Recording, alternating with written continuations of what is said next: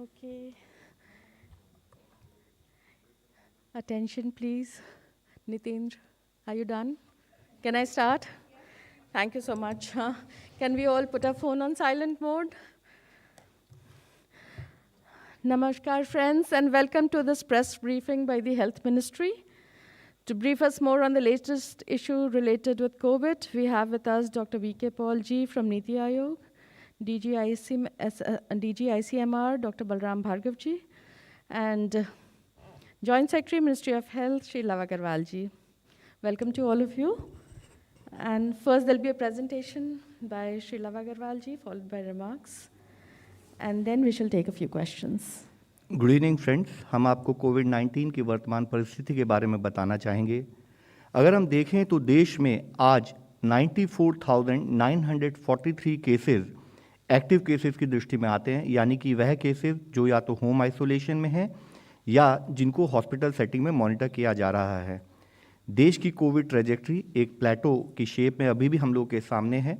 हम देखते हैं कि एवरेज डेली केसेस देश में पिछले एक हफ्ते से करीब 8,427 की संख्या में रिपोर्ट हो रहे हैं और ओवरऑल केस पॉजिटिविटी पिछले एक हफ्ते की नोट करें तो 0.73% ओवरऑल केस पॉजिटिविटी देश में नोट की जा रही है। अगर पिछले 24 घंटे का डेटा देखें तो पाते हैं कि देश में अराउंड 8,503 टोटल केसेस नोट किए गए हैं। और मुख्य इशू यह है कि हम देखें तो पिछले 14 दिनों से देश में 10,000 से भी कम संख्या में केस नोट किए जा रहे हैं और उसमें भी जो केसेस देश में आ रहे हैं वे लिमिटेड एरियाज में पाए जा रहे हैं, जिसमें मुख्यतः 52% से अधिक केसेस केरला स्टेट से नोट किए जा रहे हैं। अगर हम एक्टिव केसेस की एक एनालिसिस करें तो पाते हैं कि जहां 10,000 से अधिक एक्टिव केसेस देश में अभी हैं, ऐसी केवल 2 स्टेट हैं, जिसमें कि केरला, जहां पर 41,000 के करीब केसेस एक्टिव केसेस की दृष्टि में है, यानी कि देश के 43% के करीब एक्टिव केसेस केरला स्टेट में पाए जा रहे हैं। साथ ही महाराष्ट्र में 10,161 केसेस हैं। Approximately 10.7% of active cases in the country are primarily in Maharashtra. इसी तरह 9 स्टेट ऐसी हैं जहां पर 1,000 से 10,000 की संख्या में एक्टिव केसेस हम देखते हैं और 25 स्टेट में एक्टिव केसेस की संख्या 1,000 से भी कम है। इसी के साथ ही अगर हम ओवरऑल केस पॉजिटिविटी को एनालाइज करें तो पाते हैं कि पिछले 2.5 महीनों से हमारे देश की ओवरऑल केस पॉजिटिविटी 2% से भी कम है और पिछले हफ्ते में, जैसे कि इससे पहले हमने बताया, अप्रॉक्सीमेटली 0.73% केस पॉजिटिविटी पिछले हफ्ते में नोट की गई है। जहां एक स्थाई पर यह हमारे लिए कंफर्ट का इशू है, लेकिन साथ ही हमें यह भी समझना है कि अगर हम केस ट्रेजेक्ट्री को, इन्फेक्शन के स्प्रेड को नोट करें तो अभी भी ऐसे कुछ जिले हैं जहां पर कि अधिक केस पॉजिटिविटी पाई जा रही है। अधिक case positivity is an indication कि spread of infection is higher और जहां जरूरी है कि हम अपनी टेस्टिंग बढ़ाएं, अर्ली आइडेंटिफिकेशन पर फोकस करें और उन केसेस को फैलने से रोकें। इस संबंध में अगर हम देखें तो आज देश में 19 ऐसे जिले हैं जहां पर कि केस पॉजिटिविटी 5 से 10% के बीच में है, जिसमें मुख्यतः केरला के 8 जिले हैं, मिजोरम के 5 जिले हैं, मणिपुर से 2 जिले हैं और इसी तरह अरुणाचल प्रदेश, नागालैंड, पुडुचेरी और वेस्ट बंगाल से एक जिला है, जिसमें मुख्यतः हम देखें कि केरला में इडुक्की जो जिला है वहां पर 9.07% केस पॉजिटिविटी है, कोट्टयम जिला में 9.09% केस पॉजिटिविटी है, मिजोरम में इसी तरह आइजोल में 9.73 और बाकी जो जिले हैं जैसे ख्वाजॉल जिसमें 9.76% एंड लॉन्ग तलाई जिसमें 9.38% केस पॉजिटिविटी है। इसी के साथ ही देश में अभी भी 8 जिले ऐसे हैं जहां पर कि केस पॉजिटिविटी 10% से भी अधिक है, जिसमें मुख्यतः मिजोरम के 5 जिले हैं, केरला के 2 जिले हैं और सिक्किम का 1 जिला है, जिसमें स्पेसिफिकली साउथ डिस्ट्रिक्ट सिक्किम में हमने एक high case positivity that is around 25.78% note की है। चम्फाई इन मिजोरम, हंथाल, थियाल एंड लुंगलेई में इसी तरह से अधिक केस पॉजिटिविटी मिजोरम में भी नोट की जा रही है। हम स्टेट से संपर्क बनाए हुए हैं, प्रयत्न है कि वहाँ पर कंटेनमेंट एक्टिविटीज़, एडुकेट टेस्टिंग करके हम केस को आइडेंटिफाई करें और केस पॉजिटिविटी को और इन्फेक्शन के स्प्रेड को रोकने का कार्य करें। देश में वैक्सीनेशन का कार्य सुचारू रूप से चल रहा है। ओवरऑल देश में 80.98 करोड़ डोजेस फर्स्ट डोज के रूप में दी जा चुकी हैं, जिसके द्वारा देश की 86.2% ऑफ अडल्ट पॉपुलेशन को फर्स्ट डोज दी जा चुकी है। इसके साथ ही सेकेंड डोज 50.21 करोड़ दी जा चुकी हैं और देश में 53.5% ऑफ अडल्ट पॉपुलेशन को फुली वैक्सीनेट किया जा चुका है। ओवरऑल अगर हम देखें कंटिन्यूड बेसिस पर करते हुए इन एफर्ट्स में हम लोग अब तक 131 करोड़ से अधिक डोजेज एडमिनिस्टर कर चुके हैं और साथ ही अगर हम पिछले कल का देखें डेटा तो पाते हैं कि 74.5 लाख डोजेज पिछले 24 घंटों में देश में एडमिनिस्टर की गई हैं। इसमें भी मुख्यतः हम देखते हैं कि ऑन कंटिन्यूइंग बेसिस देश में अधिक संख्या में कोविड वैक्सीनेशन के एफर्ट चल रहे हैं, जहां सितंबर के माह में हमारा average daily vaccination 78.69 lakh doses per day था। हमने फेस्टिवल सीजन के समय में कुछ कारणों से उसमें कुछ कमी नोट की और अब हम देखते हैं कि दिसंबर के माह में फिर से वह आंकड़ा हम लोग उसके आसपास पहुंच रहे हैं और एवरेज डेली वैक्सीनेशन देश का बढ़ते हुए अभी एवरेज में 78.66 लाख डोजेज पर डे के औसत से हम कर रहे हैं। ओवरऑल नवंबर के माह में 17.79 करोड़ डोजेज दी गई और दिसंबर के माह में अब तक 7.08 करोड़ डोजेज हम लोग एडमिनिस्टर कर चुके हैं। हम लोग के सामने एक नई चुनौती के रूप में एक वेरिएंट ऑफ कंसर्न ओमिक्रॉन पिछले कुछ दिनों पहले नोट किया गया था, जिसके बारे में हम आपको बताना चाहेंगे। इसमें अगर हम देखें तो हम पाते हैं कि 24 नवंबर को पहला केस ओमिक्रॉन का साउथ अफ्रीका के गौटैंग प्रोविंस में नोट किया गया था और 26 जनवरी को, यानी कि अधिक टाइम ना लेते हुए भी 26 जनवरी को WHO ने उसको वेरिएंट ऑफ कंसर्न के रूप में घोषित किया।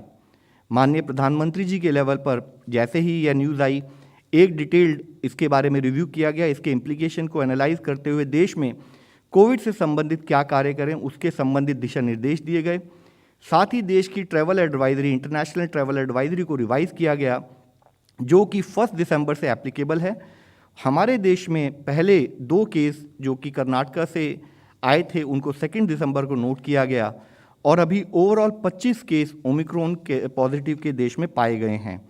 अगर हम ऊपर का यह टेबल देखें तो पाते हैं कि कैसे देशों की संख्या, जो देश ऐसे हैं जो कि ओमिक्रॉन जहां पर केसेस पाए जा रहे हैं कैसे बढ़ती जा रही है। तो हम देखें कहाँ शुरू में 24 नवंबर में 2 देशों में केसेस पाए गए थे, उसके बाद बढ़ते बढ़ते अब 59 कंट्रीज अक्रॉस द वर्ल्ड हमने ओमिक्रॉन के केसेस को देखा है। इसी के साथ ही अगर हम इस ग्लोबल सिनेरियो को देखें तो इस 59 कंट्रीज में 2936 टोटल ओमिक्रॉन केसेस पाए जा चुके हैं। साथ ही 78,064 प्रोबेबल ओमिक्रॉन केसेस, यानी कि वह केसेस जिनका अभी भी होल जीनोम सीक्वेंसिंग सैम्पलिंग चल रही है, बट हो सकता है कि वह ओमिक्रॉन पॉजिटिव हों, उस के बारे में भी अभी होल जीनोम सीक्वेंसिंग और टेस्टिंग की जा रही है। अगर हम देखें कि उसमें ये ओमिक्रॉन केसेस किन कंट्रीज़ में अधिक संख्या में पाए जा रहे हैं, तो देखते हैं कि यूनाइटेड किंगडम में 817 केसेस, डेनमार्क में 796 केसेस और साउथ अफ्रीका में 431 ओमिक्रॉन पॉजिटिव केसेस अब तक पाए जा चुके हैं। हमारे देश की अगर हम डेटा को एनालाइज करें तो हम देखते हैं कि 5 स्टेट में 25 ओमिक्रॉन केसेस आए हैं, जिसमें राजस्थान से 9 केसेस, गुजरात से 3, महाराष्ट्र के 10 केसेस, कर्नाटका का 2 केस और दिल्ली से 1 केस है। जैसे कि हमने आपको बताया कि इंटरनेशनल अराइवल्स के लिए देश में एक नई ट्रैवल एडवाइजरी इशू की गई थी और 1 दिसंबर से आने वाली फ़्लाइट में अब तक हमने जैसे कि दुनिया के देशों को 2 पार्ट में विभाजित किया था, countries at risk and other countries. तो कंट्रीज़ एट रिस्क से अब तक अगर हम देखें तो 10 दिसंबर के सुबह 8 बजे तक 298 फ़्लाइट्स आई थी, जिसमें कि 58,459 पैसेंजर्स आए और जिनमें से 83 केसेस RT-PCR पॉजिटिव पाए गए, जिनको कि होल जीनोमिक सीक्वेंसिंग के लिए भेजा जा चुका है। इसी के साथ ही जो दूसरे देशों से इंटरनेशनल फ़्लाइट्स आई थी वह 2,348 थी, जिसमें 3,68,516 पैसेंजर्स को हमने उसमें जो आए थे उसमें से 2% लोग जिनको कि हमने रैंडम सैम्पलिंग के द्वारा टेस्ट किया, उसमें हमें 13 पॉजिटिव RT-PCR केसेस पाए गए, जिनका भी होल जीनोम सीक्वेंसिंग के द्वारा मॉनिटर किया जा रहा है। देश में ओमिक्रॉन की परिस्थिति को देखें तो टोटल 25 केसेस हैं और जो टोटल वेरिएंट देश में डिटेक्ट हुए हैं यह संख्या उससे 0.04% से भी कम है। मुख्यतः विषय जो हम आप लोगों के सामने रखना चाहेंगे, अभी तक जो भी ओमिक्रॉन पॉजिटिव केसेस देश में डिटेक्ट किए गए हैं उनमें मुख्यतः माइल्ड सिम्टम्स ही पाए गए हैं। यहाँ ओमिक्रॉन के बारे में चर्चा करते हुए हम आप लोगों के सामने रखना चाहेंगे WHO का एक डेटा, जिसमें कि WHO ने एनालाइज किया था कि कैसे अगर हम लोग वैक्सीनेशन का रेट बढ़ाएं तो जो प्रिवेंटिव मेजर्स है उनका जो फॉलोअप है फील्ड में कम्युनिटी लेवल पर, उसमें कैसे ओवरऑल कमी नोट की जा रही है। एक यह सेल्फ कॉन्फिडेंस की, क्योंकि मैंने वैक्सीन लगवा ली है तो मुझे कोई चिंता करने की ज़रूरत नहीं है, इस टाइप की फीलिंग से ये देखा गया है कि जैसे जैसे इंक्रीज सोशल मोबिलिटी हुई है, adherence to community COVID appropriate behaviour, वह फील्ड में उसमें कुछ कमी WHO के लेवल पर भी नोट की गई है। WHO ने हाईलाइट किया है कि जैसे जैसे वैक्सीनेशन का रेट बढ़ रहा है कुछ प्रांतों में, उसके साथ ही जो पब्लिक हेल्थ मेजर्स हैं यानी कि use of mask, physical distancing and hand washing approach, इसमें कमी नोट की जा रही है। जिसमें कि मुख्यतः अगर आप ग्राफ में देखें तो अगर हम देखें कि मास्क का यूज़ ओवरऑल जो उन्होंने एनालाइज किया है 78.4% था, वह घटते घटते 71% हो गया। और फिजिकल डिस्टेंसिंग जो 68%, इवन वैक्सीनेशन ओवरऑल जब दुनिया में शुरू भी नहीं हुआ था तब अगर नोट की जा रही थी, वह अब घटते घटते काफ़ी कम संख्या यानी कि 48.4% ही रह गई है। और उन्होंने स्पेसिफिकली हाईलाइट किया है कि पब्लिक हेल्थ मेजर्स को हमें कंटिन्यूड बेसिस पर यूज़ करना है ताकि हम अपने आप को और अपने परिवार के जनों को बचा सकें। उन्होंने स्पेसिफिकली WHO में हाईलाइट किया है कि वैक्सीन्स का इस्तेमाल करना है, लेकिन वैक्सीन्स के साथ साथ पब्लिक हेल्थ मेजर्स को भी हमें कंटिन्यूड बेसिस पर इस्तेमाल करते रहना है। जैसे कि इसको फिगरेटिव वे में समझाने के लिए हमने इससे पहले भी इस पर चर्चा की थी कि हो सकता है कि हमारे पास हमारी गाड़ी में अगर हमारे पास एयर बैग्स लगे हों, but that does not give us liberty कि हम जाकर उस गाड़ी को दीवार से लगा दें और हम कोई प्रिकॉशन ना लें। These are for our safety, but adequate precaution in driving still has to be followed. तो इसी संबंध में हम आपसे एक दूसरा डिटेल भी जो इससे पिछले हफ्ते में भी हमने आपसे साझा की थी फिर से दिखाना चाहेंगे। WHO ने फिर से एनालाइज किया कि काफ़ी हद तक वैक्सीनेशन होते हुए भी यूरोप के कुछ देशों में एक सर्ज फिर से नोट किया जा रहा है।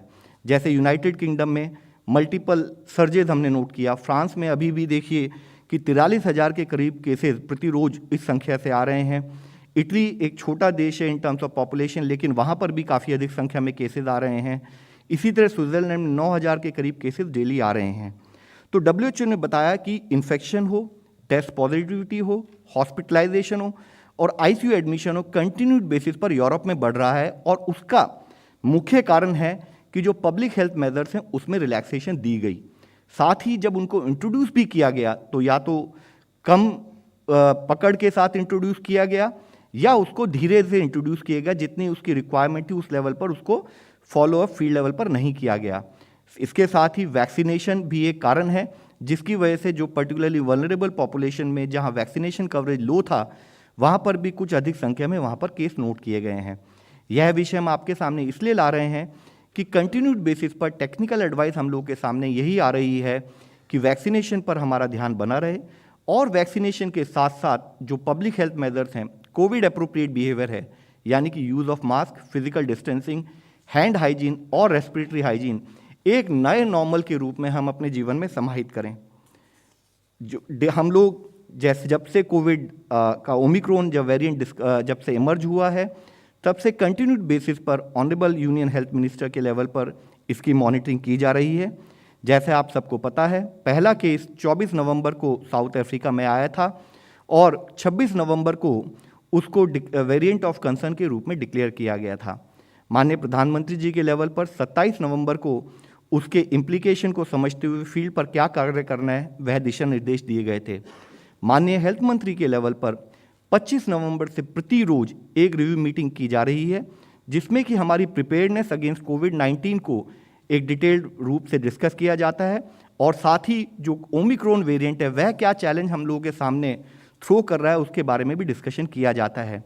इस मीटिंग में member NITI Aayog, principal scientific adviser to government, secretary health, secretary department of biotechnology, DG ICMR, national technical advisory group on vaccination, NCDC और संबंधित सारे अधिकारी रहते हैं, जिसमें मुख्यतः डेली केसेस की जो ट्रेजेक्ट्री है देश की, देश के सभी स्टेट्स की और जिलों की और साथ ही ग्लोबल ट्रेजेक्ट्री को एनालाइज किया जाता है और ओमिक्रॉन और कोविड के द्वारा क्या क्या चैलेंजेस हम लोग के सामने आए हैं उससे संबंधित एक कार्य प्रणाली बनाई जाती है और उसके अंतर्गत कार्य किया जाता है। इसी के साथ ही स्टेट ऑफिशियल से, एयरपोर्ट हेल्थ ऑफिशियल से, माननीय हेल्थ मंत्री साहब के लेवल पर, सेक्रेटरी हेल्थ के लेवल पर मल्टीपल रिव्यू मीटिंग्स पिछले कुछ दिनों में की जा चुकी हैं, जिसमें हमारा फोकस मुख्यतः सर्वेलेंस पर, इफेक्टिव स्क्रीनिंग पर और कम्युनिटी को हम कम्युनिटी लेवल पर जब इंटरनेशनल ट्रैवलर्स आते हैं उनकी मॉनिटरिंग पर, वैक्सीनेशन के पेस को बढ़ाने पर और साथ ही हेल्थ इंफ्रास्ट्रक्चर को फर्दर अपग्रेड करने पर हम स्टेट के साथ मिलकर यह कार्य कर रहे हैं। इसी से संबंधित हम आप लोगों को बताना चाहेंगे कि सेक्रेटरी हेल्थ सर के लेवल पर 25 नवंबर को ही एक प्रिवेंटिव वे में ही, जैसे कि 24 नवंबर को पहला केस साउथ अफ्रीका में डिटेक्ट हुआ, एक लेटर के रूप में स्टेट को अवगत कराया गया कि वह अपनी सर्वेलेंस को बढ़ाएं और पैसेंजर्स जो एट रिस्क कंट्री से आ रहे हैं उनकी रिगरस स्क्रीनिंग हो, उनकी टेस्टिंग हो और सारे ऐसे सैंपल को जीनोम सीक्वेंसिंग के लिए भेजा जाए। और क्यों जरूरी है कि हम टेस्ट, ट्रैक, ट्रीट, वैक्सीनेशन और कोविड अप्रोप्रिएट के अपने प्रिंसिपल्स को फील्ड में उसी सुचारू रूप से कार्य करते रहें। इसी के साथ ही 27 नवंबर को फिर जब यह ओमिक्रॉन एक वेरिएंट ऑफ कंसर्न के रूप में WHO द्वारा डिक्लेयर किया गया, तब भी स्टेट को एड्रेस किया गया, उनसे रिक्वेस्ट की गई कि हम एयरपोर्ट की सर्वेलेंस में भागीदारी करते हुए उसको मॉनिटर करें, कम्युनिटी लेवल पर जो भी क्लस्टर्स या हॉटस्पॉट्स आ रहे हैं उनको मॉनिटर करें और एक मिशन मोड अप्रोच से फिर से अपने हेल्थ इंफ्रास्ट्रक्चर की प्रिपेयर्डनेस को रिव्यू करें। साथ ही बहुत ज़रूरी है कि कम्युनिटी में अवेयरनेस हो, एविडेंस बेस्ड इंफॉर्मेशन के बारे में डिस्कशन हो, उसके लिए कम्युनिटी को ओरिएंट किया जाए ताकि जो भी चैलेंज ओमिक्रॉन हमारे सामने प्रस्तुत करता है उसके लिए कम्युनिटी लड़ने के लिए हर तरीके से तैयार हो। इसी के साथ ही 29 नवंबर को फिर से सेक्रेटरी हेल्थ ने स्टेट को एडवाइस किया कि आप टेस्टिंग और ट्रैकिंग पर जो कि इंटरनेशनल पैसेंजर्स हैं उनको कम्युनिटी में फोकस बनाए रखें, साथ ही होल जीनोम सीक्वेंसिंग पर हमारे कार्य चलता रहे। जितने भी एरियाज हैं जहाँ पर क्लस्टर्स आ रहे हैं उनको मॉनिटर करें, जहाँ पर भी सर्ज इन केसेस नोट किया जाए वहाँ पर 100% टेस्टिंग हो, वहाँ पर 100% जीनोम सीक्वेंसिंग की जाए। कम्युनिटी के साथ हमारा चर्चा बनी रहे ताकि हम कोविड अप्रोप्रिएट बिहेवियर को as a major tool against कोविड-19 इंक्लूडिंग ओमिक्रॉन और एनी अदर वेरिएंट हम फील्ड में इस्तेमाल करते रहें। इसी के साथ ही 8 दिसंबर को फिर से स्टेट को एडवाइस की गई कि जो ILI और रेस्पिरेटरी डिस्ट्रेस के केसेस जो फील्ड में आ रहे हैं उनको भी मॉनिटर किया जाए और साथ ही जो डेजिग्नेटेड कोविड फैसिलिटीज़ हैं जहाँ पर कि अगर कोई ओमिक्रॉन पॉजिटिव पेशेंट रखा जाता है तो उसको भी एक सेपरेट एरिया में रखा जाए ताकि वह रेगुलर पॉजिटिव पेशेंट से मिक्स ना हो पाए। इसी के साथ ही हमने स्टेट से स्पेसिफिकली रिक्वेस्ट की है कि री इन्फेक्शन केसेस यानी कि वह केसेस जो कि एक आदमी कोविड पॉजिटिव था लेकिन रिकवर हो चुका था फिर से इन्फेक्ट हुआ हो, या ब्रेक थ्रू इन्फेक्शन यानी कि वह केसेस जहाँ पर कि डबल डोज ऑफ वैक्सीनेशन लग चुकी हो उसके बाद भी वह आदमी फिर से इन्फेक्ट हुआ हो, उन केसेस को स्पेसिफिकली मॉनिटर किया जाए, उन क्लस्टर्स को मॉनिटर किया जाए जहाँ पर कि केसेस आ रहे हैं और रैपिड रिस्पॉन्स टीम्स भेजी जाएं ताकि उन क्लस्टर्स का मैनेजमेंट हम समय पे कर सकें। इसी के साथ ही कल भी सेक्रेटरी हेल्थ के लेवल पर सारे स्टेट के सेक्रेटरी हेल्थ से डिटेल्ड वीडियो कॉन्फ्रेंस के द्वारा चर्चा की गई, जिसमें मुख्यतः ECRP जो इमरजेंसी कोविड रिस्पॉन्स पैकेज 2 जिसके तहत 23,000 करोड़ हेल्थ इंफ्रास्ट्रक्चर प्रिपेयर्डनेस के लिए देश के लेवल पर सैंक्शन किया गया था, उसके अंतर्गत यह रिक्वेस्ट की गई है कि हम असेस करें अवेलेबिलिटी ऑफ हमारे एग्जिस्टिंग इंफ्रास्ट्रक्चर, चाहे वो ICU बेड्स हों, ऑक्सीजन बेड्स हों, उनको ऑगमेंट करें। हमारा फोकस रूरल एरियाज़ पर और पेडियाट्रिक केसेस पर बना रहे। मुख्यतः होम आइसोलेशन प्रोटोकॉल उसको रिविजिट किया जाए, उसको रीस्ट्रेंथन किया जाए और इंश्योर किया जाए कि जो भी केसेस होम आइसोलेशन में हो, चाहे वह स्पेशल टीम्स के द्वारा, चाहे कॉल सेंटर के द्वारा, चाहे ई-संजीवनी टेलीमेडिसिन के ऐप के द्वारा, उनको घर पर रहने वाले सभी केसेस को मॉनिटर किया जाए, अपने हेल्थ वर्कर्स को ओरिएंट एंड रीओरिएंट किया जाए with based on new evidence. और साथ ही जितने भी बेड्स की अवेलेबिलिटी है हमने स्टेट से रिक्वेस्ट की है कि उसको ऑनलाइन पद्धति के द्वारा डिस्प्ले किया जाए और जहाँ तक फिजिबल है इवन अगर वो बेड अलॉटमेंट भी ऑनलाइन पद्धति से कर सकें तो वह भी बहुत अच्छा रहेगा। साथ ही हमने उनसे कहा है कि जो PSA प्लांट अब तक सैंक्शन होकर फील्ड में कमीशन हो चुके हैं, जो वेंटिलेटर फील्ड पर कार्य कर रहे हैं, ऑक्सीजन कंसंट्रेटर जो दिए गए हैं, ऑक्सीजन सिलेंडर जो स्टेट को दिए गए हैं, उनकी फंक्शनिंग को चेक किया जाए, उनको देखा जाए कि वह वर्किंग कंडीशन में कोई छोटे से गैप की वजह से या चाहे वह लीकेज हो, चाहे एक पर्टिकुलर कंपोनेंट मिसिंग हो, उसकी वजह से ऐसा ना हो जाए कि जो इंफ्रास्ट्रक्चर क्रिएट किया गया है उसका सदुपयोग ना किया जा सके। तो सारे ऐसे इंफ्रास्ट्रक्चर को फिर से रिविजिट किया जाए, उसको फंक्शनल स्टेटस में रखा जाए।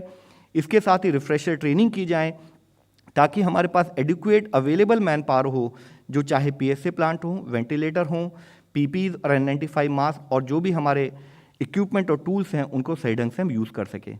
हमने स्टेट से यह भी कहा है कि बहुत ज़रूरी है कि जिस पेशेंट को हॉस्पिटलाइजेशन की ज़रूरत है उसको एक सीमलेस प्रोसेस स्टैब्लिश किया जाए ताकि वह एक पारदर्शी पद्धति से अपने आप को हॉस्पिटल एडमिशन के प्रोसेस को फॉलोअप कर सके।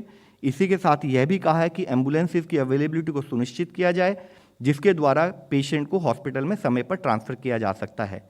इसी के साथ ही जैसे कि हमारे टेक्निकल एडवाइजरी ग्रुप ने सलाह दी थी, उसमें 8 ऐसी दवाइयाँ जो चाहे वो कोविड ट्रीटमेंट से रिलेटेड हों, चाहे म्यूकरमाइकोसिस से रिलेटेड हों, चाहे मल्टी सिस्टम इन्फ्लेमेटरी सिंड्रोम से रिलेटेड हों बच्चों में जो पाया जा सकता है, उससे संबंधित दवाइयों की भी हमने स्टेट से रिक्वेस्ट की है कि उसकी अवेलेबिलिटी और उसके बफर स्टॉक के बारे में not only at state level but even below the state level at district level coordinate किया जाए।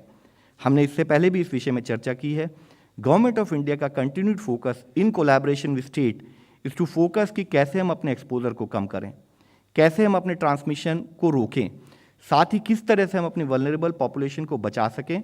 और हमारा फोकस है कि किसी भी तरीके से हम देश में होने वाली मॉर्टेलिटी को रोकें और कम करें और जो भी है कार्य करें यह कम्युनिटी एंगेजमेंट देश के हर नागरिक को साथ में जोड़कर करें।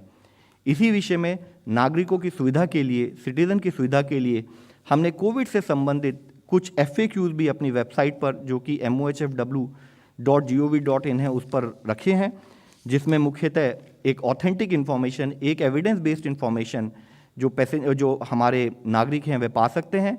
क्योंकि इस समय पर देखा गया है जब भी कोई एक नई घटना होती है तो साथ ही एक भय का वातावरण जो अननेसेसरी कई बार क्रिएट हो जाता है, तो उसको हटाने के लिए ज़रूरी है कि ऑथेंटिक इन्फॉर्मेशन सोर्सेज का ही हम लोग स्टडी करें, उसके द्वारा हम अपने आप को प्लान करें कि हमें कार्य क्या करना है। हमने कंटिन्यूड बेसिस पर एक ही चीज़ कही है, माननीय प्रधानमंत्री जी ने शुरू से एक ही बात कही है, कोविड की यह लड़ाई जन भागीदारी की लड़ाई है, कोविड की यह लड़ाई एक जन आंदोलन है।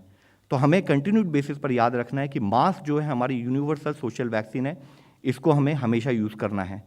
साथ ही हमें ध्यान रखना है कि हम समय आने पर टीका जरूर लगवाएं। और इसी से संबंधित एक विषय जैसे कि कुछ मीडिया में भी हाईलाइट किया गया कि कुछ लोग जो इंटरनेशनल ट्रैवलर्स हैं, हमने एयर सुविधा पोर्टल पर कहा है कि आप हमें अपना करेक्ट एड्रेस दें कि आप जब उतरते हैं तो आप कहाँ जाते हैं। तो कई जगह पर हमने पाया किसी भी भ्रांति के कारण लोग करेक्ट एड्रेस नहीं देते, जिसकी वजह से हमें कम्युनिटी में उनको मॉनिटर करना उतना ही मुश्किल हो जाता है, हमें उनको सपोर्ट प्रोवाइड करना उतना ही मुश्किल हो जाता है। हम उन सबसे आपके द्वारा अपील करना चाहेंगे कि बहुत ज़रूरी है कि हमें यह जो पूरा प्रोसेस है, this is to help us to help you. अगर आपको हम समय पर, आपके अंदर कोई बीमारी है, चाहे वो ओमिक्रॉन हो, चाहे कोविड का रेगुलर वेरिएंट भी क्यों ना हो, अगर हम उसको समय पर ढूंढ पाएंगे और समय पर उसको हॉस्पिटल फैसिलिटी में या होम आइसोलेशन में ट्रीट कर पाएंगे, तभी आप और आपके परिवारजन ढंग से रह सकते हैं, सुख से रह सकते हैं। तो हमें आपके सपोर्ट की ज़रूरत है।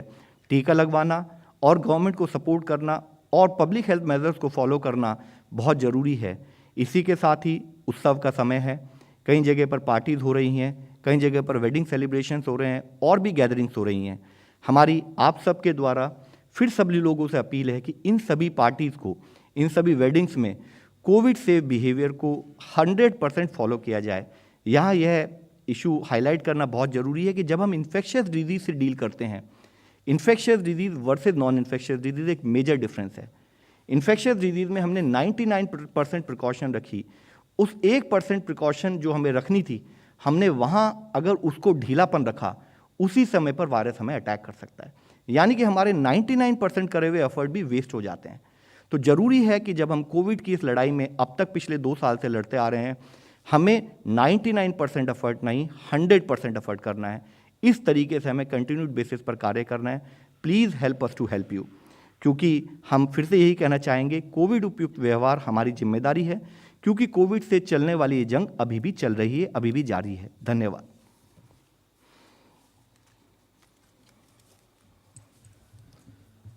Thank you, Love, for extensive presentation. I would just like to give 4 or 5 bullet points. First of all, clinically, Omicron as yet not posing burden on healthcare system. However, vigil has to be maintained. Number 2, regular meetings are being organized to examine and keep a watch on the global scenario. Number 3, regular meetings are being held to examine the COVID scene in India with a focus on Omicron, and care is being taken, and we need your help, to not spread panic. Communication is being planned accordingly. And district level restrictions to be implemented where the test positivity rate is more than 5%, and those districts remain very small in number, around 25, 26 only.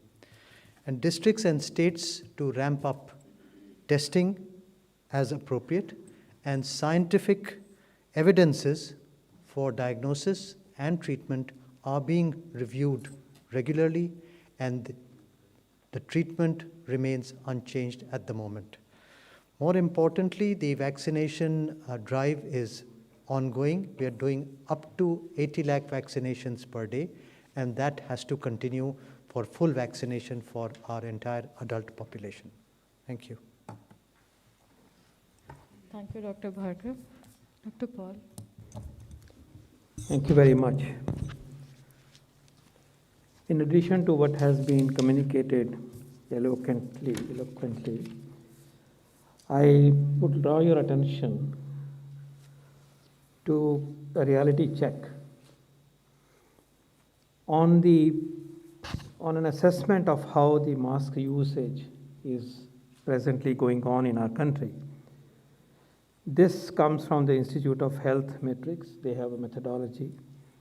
They do these estimates for several countries, and you can also access it. It's available in public domain.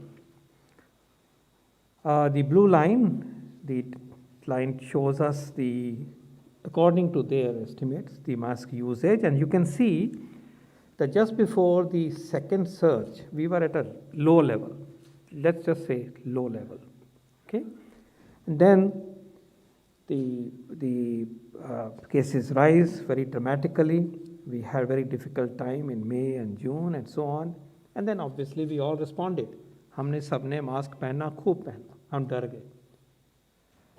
हमने आदत अपनी ठीक रखी, लेकिन अब जरा उस तरफ अगर आते हैं हम, अगस्त हो गया, गिरना शुरू हो गया, सितंबर आ गया, अक्टूबर, नवंबर और दिसंबर, हम लगभग उसी पोजीशन पे आज पहुंच गए हैं जैसे कि ये जो सर्ज आई थी हमारी, उसके शुरुआत में थे, मार्च में, फरवरी में थे. हम उससे भी इनफैक्ट नीचे हैं अकॉर्डिंग टू दिस एस्टिमेट. तो इन अ वे हम एक डेंजर जोन में फिर आ गए हैं, technically speaking. From this point of view, from a protection capability, from the point of view of the protection capability, we are now operating at a low level, an unacceptable level, and a risky level. ये आपके सामने दिखाई दे रहा है. उस time पे भी हम इतने सिचुएशन में पहुंचे थे, एक अचानक से सिचुएशन बदली, और उस सिचुएशन बदलने में ये जो लापरवाही थी कलेक्टिवली कह लीजिए किसी हद तक, वो महंगी पड़ी. हम अभी भी वार्न कर रहे हैं बार बार, साइंस कम्युनिटी वार्न कर रही है, WHO वार्न कर रहा है कि ये टाइम वो नहीं आया है कि जब हमने मास्क को हटा देना है. वैक्सीन भी और मास्क भी, वैक्सीन भी और कड़ाई भी, ये बात हमें आज भी याद रखनी है. और मैं ये भी कहना चाहूँगा कि जो ग्लोबल सीन है वो ओमिक्रॉन और नॉट बहुत ही डिस्टर्बिंग है. यूके में जो पर डे केसेस हो रहे हैं, अगर हम 10 लाख के ऊपर लेके जाएं पर मिलियन, तो 700 हो. ये लगभग जो हमने एक्सपीरियंस किया था इस साल अर्लियर पीक पे, उससे दुगने हैं, कम नहीं है, दुगना प्रकोप हो रहा है. डेल्टा का है ये सही है, ओमिक्रॉन थोड़ा योगदान कर रहा है. फ्रांस में भी लगभग दुगने हैं. यूएस में उतने हैं जितने कि हमारे इस फेज़ में हमने एक्सपीरियंस किया, 3-4 lakh per day. Global situation से हमें सीख लेनी चाहिए. हम उसके रीज़न भी कुछ हद तक समझते हैं, हम एक्सप्लेन भी कर सकते हैं, लेकिन इस वायरस की पेंडेमिक में बहुत सरप्राइजेस, कई मोड़ आ रहे हैं इस फिल्म में. इसलिए सजग रहना बेहतर होगा. एंड डेफिनेटली एक जो हमारा ज़रिया है अपने आप को बचाने का, मास्क के द्वारा, जो हम कह रहे हैं कि यूनिवर्सल वैक्सीन है, सोशल वैक्सीन है, हर वेरिएंट के लिए इफेक्टिव वैक्सीन है ये, हर वेरिएंट, क्योंकि उसने वेरिएंट ने अंदर जाना। अभी वेरिएंट इतने स्मार्ट नहीं हुए हैं कि ये मास्क को छिद्रित कर सकें। तो विनती ये है कि ये जो सिचुएशन ऐसे चली हुई है ये महंगी पड़ सकती है। हमें एक फिर नैरेटिव पैदा करना है, चाहे हम ग्लोबल सिचुएशन के नाम पे करें, चाहे इसलिए करें कि ओमिक्रॉन की थ्रेट आई है, लेकिन अपने आप को बचाने के लिए ये जो एक प्रैक्टिस है इसको अपनाना, वी आर ड्यूटी बाउंड, और हमें एक दूसरे की मदद करनी चाहिए कि ये मैसेज जाए और एक फिर माहौल बने कि इस कर्व को हम ऊपर लेके आएँ, और ऐसा ना हो कि इस वायरस की पकड़ में और नए वेरिएंट के रूप में जो चैलेंज आ रहा है उसमें हमें मुश्किल पैदा हो। My second point is in relation to vaccination, which is to say that we are back to a very high trajectory. Acceptance of people, even those who are far away in far-flung places, हर घर दस्ते के नतीजे को आप देख भी रहे हैं, एक्सेप्टेंस बढ़ी है, सो उसको भी उस लेवल पे आ रहे हैं जहाँ पे कि पहले एक सीमा तक पहुँचे थे, उससे आगे भी जाने के अंदेशा है। इसके साथ साथ मैं चिन्हित करना चाहूँगा कि जो सजगता चली हुई है ओमिक्रॉन के उपलक्ष्य में, उसमें साइंस में जो हो रहा है, WHO जो बता रहे हैं, बाकी देशों में जो अनफोल्ड हो रहा है विज्ञान, समझ, सोच, उसको बिल्कुल नज़र में रखा हुआ है, उसको बड़े इंटेंस तरीके से उसको वॉच किया जा रहा है। और जब ICMR के NTF ने रिव्यू किया ट्रीटमेंट प्रोटोकॉल का, तो ये बिल्कुल एम्फेटिकली एम्फेसाइज किया, कहा गया कि वही प्रोटोकॉल जो अब तक हमने अपने सिस्टम में प्रेजेंट किया हुआ है पब्लिक डोमेन में, वही लागू होगा। और इस में जैसे जैसे और डेवलपमेंट्स होंगी, उन डेवलपमेंट्स को हम वॉच करेंगे। हमें ख्याल रखना है कि we are witnessing clusters of cases. आप ऑफन आप ही रिपोर्ट कर रहे भी होते हैं अपने तरीके से। एक दो प्रदेशों में कई जगह क्लस्टर्स आए हैं, उनके ऊपर भी नज़र है। लगभग 70 से ज़्यादा ऐसे क्लस्टर्स हैं जो कि हमारी नज़र में हैं। उनकी इन्वेस्टिगेशन, उनकी जांच, बाय एंड लार्ज डेल्टा ही है वहाँ पे, ये भी पक्की बात है। लेकिन फिर भी याद रहे कि सारा कुछ होने के बावजूद क्लस्टर्स में चली हुई है ये वायरस का स्प्रेड। इसलिए वैक्सीन बहुत ज़रूरी, वैक्सीन को अपनाना, पहली डोज लेना, फिर दूसरी डोज का काम पूरा करना बहुत बहुत ज़रूरी। साथ साथ मास्क पहनना बहुत ज़रूरी। और अभी हमें सजग रहना है, पैनिक तो बिल्कुल नहीं करना है और सजग होकर अपनी जिम्मेवारी निभानी है। धन्यवाद। Thank you doctor Paul. आपने बहुत इंपॉर्टेंट चीज़ पे पॉइंट आउट किया, declining usage of mask. We need to be more careful. Questions start with number 15। Hi, I'm Banjot from Wire. So my question is to Dr. Paul. Sir, we have been hearing reports and for quite some time now about bogus beneficiaries of vaccination. And such persons are getting the cards who are no more. The cards are being issued in names of others, even in the name of Prime Minister and Home Minister. So, and these are not new reports. Such cases are coming from past 2 months. At central level, are you worried about this, and are you thinking of doing something about this? My quick question is to DG ICMR. Sir, are we doing any studies on Covaxin and Covishield about Omicron? Have any preliminary results come? Thank you. I think the reports that you're saying are very anecdotal, and if there is anything from the Health Ministry side, I don't think there is any major metal in these anecdotal reports. Having said that, regarding the role of ICMR and Omicron, we have at this moment in India 25 cases of Omicron.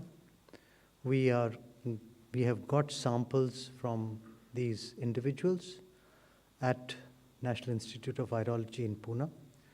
We are trying to grow the virus. we have inoculated the virus into the culture medium so that it grows. Once we grow the virus, we will be able to test in the laboratory the efficacy of both these vaccines by taking blood from the vaccinated individuals and seeing how effective that is in the laboratory. This work is started, and we are trying multiple cultures so that we are able to grow the virus. And as soon as we have success in the growth of the virus, and if we have the results of the efficacy of the vaccines, we will be in a position to inform you accordingly. Number 126. Sir, WHO has said that people who have got vaccinated by the whole virion vaccine should get boosters. About 10%, 12-13% of ours are that vaccine. So again, the booster question, sir. ये जो discussions WHO में हो रही हैं वो fresh data जैसे जैसे आ रहा है वैक्सीन की इफ़ेक्ट का, इम्पैक्ट का, उसके बेस के ऊपर उनकी कुछ इस तरह कई ऑब्जर्वेशंस हैं, और वो जहाँ तक मुझे ज्ञात है ये बूस्टर नहीं कह रहे हैं कि पहली डोज ए की हो और दूसरी बी की हो तो ज़्यादा इफ़ेक्ट होगा। हम इन चीज़ों को लेके, जैसे मैंने कहा कि अपनी साइंटिफिक फोरा पे पूरी तरह से नज़र रखे हुए हैं और अपना जो देश का डेटा है उसको भी लेके चले हुए हैं। उनका एक साइंस के जो नए स्टडीज़ आई हैं उनके बेस के ऊपर इनकी ऑब्जर्वेशन है कि अगर एक के बाद दूसरा देते हैं तो लेबॉरेटरी में या टेस्ट में जो इम्यूनिटी दिखाई देती है वो बेटर है। We are keeping a watch that it is possible that homologous vaccination combination may have one place, but heterologous may have maybe an improved outcome. We'll keep a watch on this. We are mindful of science of this. 81.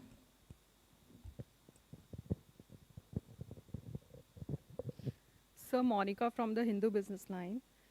Sir, has the NTAGI framed guidelines on children vaccination? And now with the growing concern over Omicron, is the government rushing for children vaccination? And also, what is the status of many children vaccines which are pending for approval by DCGI? NTAGI is a committee, is a group that meets often. As I said, one of the places where science is being looked at carefully, systematically, from information coming from many sources, that one place is NTAGI. They, as a team, they have been examining. We do not have any recommendation on pediatric vaccination from them as yet. They are examining it, and they are examining other facets of vaccine, which is their job. So that's where the thinking process is. When we reach an inflection point, decision point, that time we would expect recommendation from them, and which will then be acted upon appropriately. बाकी जो है कि vaccines DCGI कौन से monitor कर रहे हैं, I think वो पब्लिक डोमेन में भी है। आपको मालूम है कि mRNA वैक्सीन के ट्रायल्स ऑन हैं, तो वो रोलिंग रिव्यू भी आता रहता है। उसको किस तरह से इस्तेमाल करना है, टेक्निकली कैसे इस्तेमाल करना है, बच्चों में करना है, जैसे ये सब बैक एंड फोर्थ एक प्रोसेस है। एक वो वैक्सीन है हमारा, एक बायोई वैक्सीन भी इसी फेज़ में है, R&D की फाइनल स्टेजेस पे है, उनके भी वैसे ही सवाल हैं। फेज़ 3 का डेटा आता है, और इन्होंने पीडियाट्रिक के लिए भी अपनी स्टडीज़ की हुई हैं, वो भी आता है। भारत बायोटेक का जो इंट्रानेज़ल वैक्सीन है वो भी एक अपनी तरीके से इस रिसर्च वाली फेज़ में है।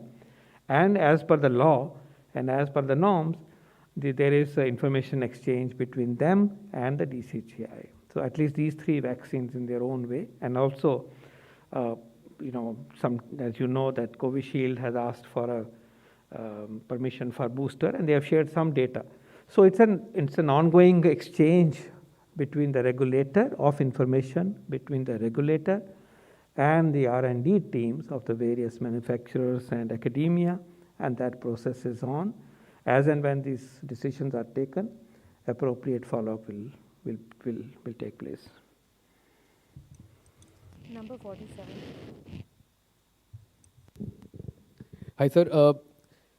With COVID situation comparatively under much more control, there is some sort of complacency, according to some healthcare workers, that is kicking in now. And people are defaulting on the second dose. They are not taking their second dose. So do we have any estimate on numbers that people who are late for receiving their second dose, and how worrying is that? पिछले हफ्ते हमने आप लोगों को घर घर Dastak campaign के बारे में बताया था, जिसका मुख्य फोकस यही था कि वह लोग जिनको कि फर्स्ट डोज ड्यू है उनको कवर किया जाए।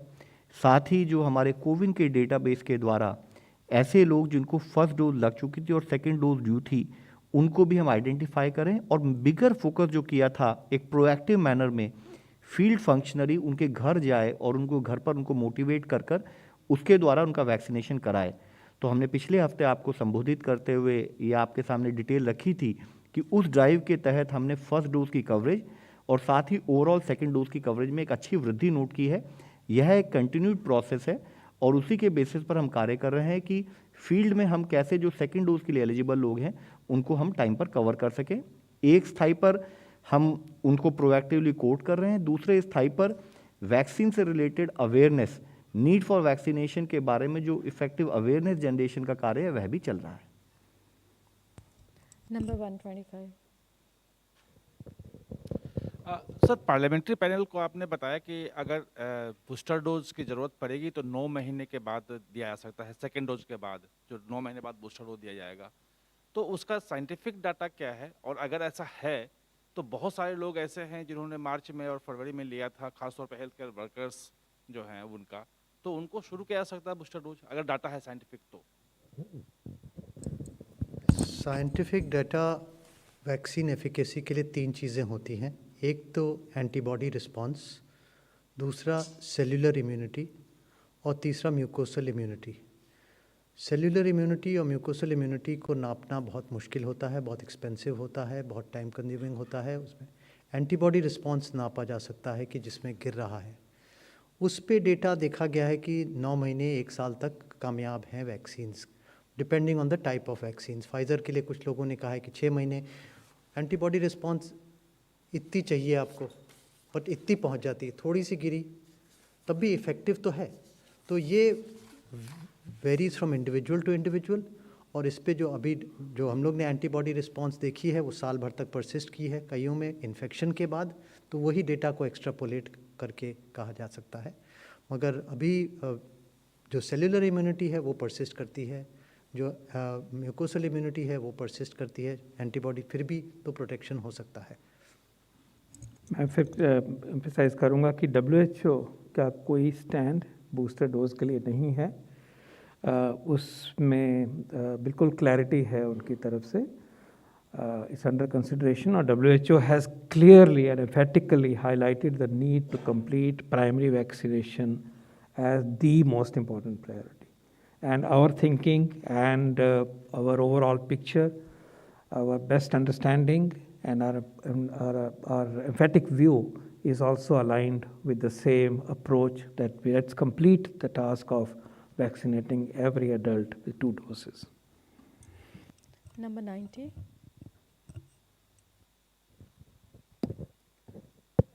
Sushmi from Times of India. Sir, the Health Ministry has emphasized over the last 1 week again and again in their advisories to states for close monitoring of SARI and ILI cases.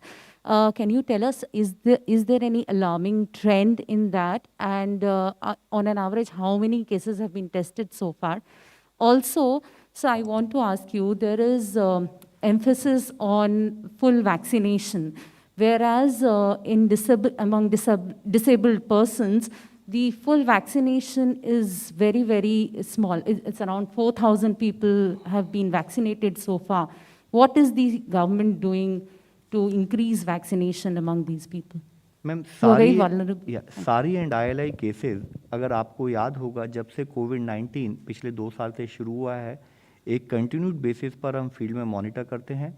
They become are early indication in terms of कि अगर किसी को acute respiratory illness हो या influenza like illness हो, तो they also become a target कि क्या पता वह कोविड का केस ना हो, तो हम उसको मॉनिटर करते हैं.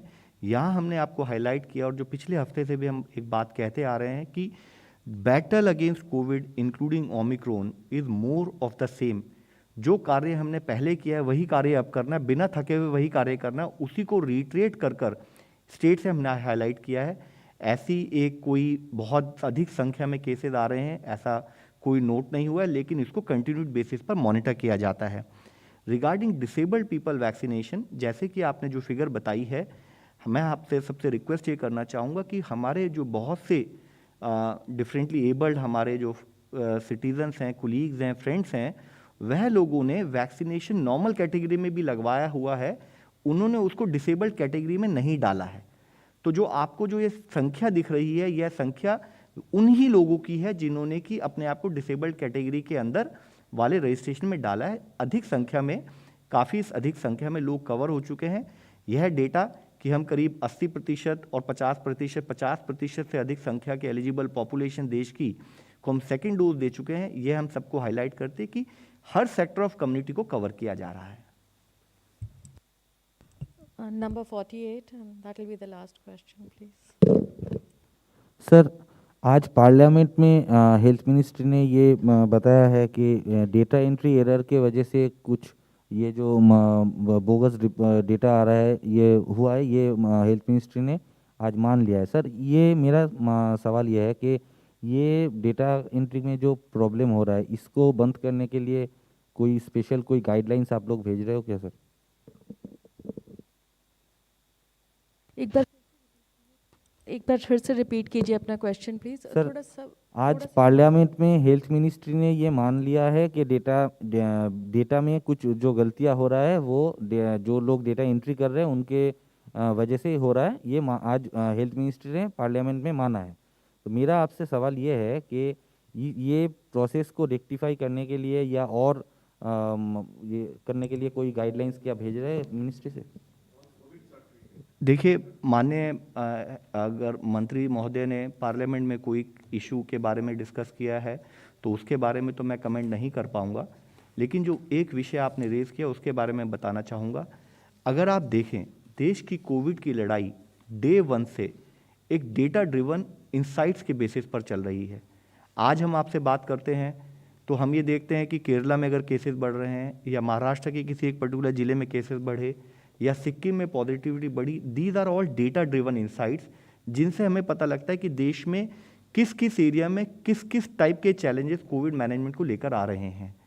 ऐसा कई बार देखा गया है, क्योंकि कंटिन्यूड बेसिस पर यह डेटा स्टेट से कलेक्ट किया जाता है, कि कभी किसी जिले से डेटा समय पर एंटर नहीं हुआ, या अगर हुआ भी है वह डेटा तो उन्होंने उसको एक दिन के डिले से एंटर किया, या कोई एक पर्टिकुलर डेटा बैकलॉग के रूप में उन्होंने बाद में एक सडनली उस दिन में 10 दिन बाद एंटर किया. तो ऐसी सिचुएशन स्वाभाविक है. हमारा स्टेट से कंटिन्यूड बेसिस पर इस विषय में चर्चा चलती रहती है. हम स्टेट से रिक्वेस्ट करते हैं कि बहुत ज़रूरी है कि डेली डेटा जो है कोविड-19 पोर्टल पर और संबंधित पोर्टल पर एंटर किया जाए, ताकि उन डेटा ड्रिवन इंसाइट्स के बेसिस पर देश में कोविड की ट्रेजेक्ट्री को, उससे रिलेटेड चैलेंजेस को हम समझकर उससे संबंधित क्या एक्शन फील्ड पर लेना है स्टेट के साथ चर्चा करके उसको इम्प्लीमेंट कर सकें. यह कंटिन्यूड प्रोसेस है, हम उस पर कार्य करते हैं. Thank you, Lava Agarwal ji. With that, we end the press conference. Thank you so much.